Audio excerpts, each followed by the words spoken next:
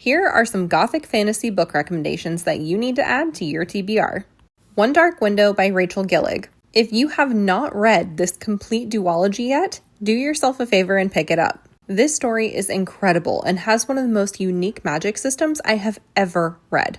The female main character has a literal nightmare living inside her head, and the banter between them is amazing.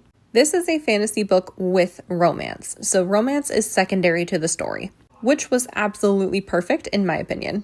It would not be a gothic recommendation video if I did not include House of Blight. This story is one part dark gothic fantasy, one part cottagecore. The female main character has a coveted healing magic that literally costs time from her life. She gets stuck between a rock and a hard place and essentially has to make a deal with a fae. Her healing services in exchange for keeping her brothers alive. I could not put this book down if my life depended on it. Hollow Heathens. This is still one of my favorite books on my shelf. This story takes place in an eerie, small town run by two opposing witch covens. And the two main characters are the product of a centuries-old curse. A forbidden, star-crossed love story that is sure to stay with you long after you finished it.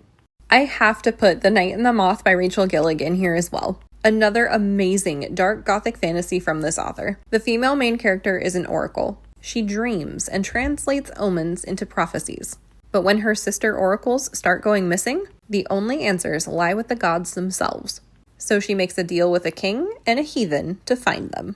Don't Let the Forest In. This one is actually on my TBR, but I have heard nothing but amazing things, so obviously I need to recommend it. This story follows two young men. One is a storyteller and the other an artist. The artist draws whimsically macabre sketches of the monsters from the other's stories, but neither of them ever expected these stories or drawings to come to life. It sounds so good.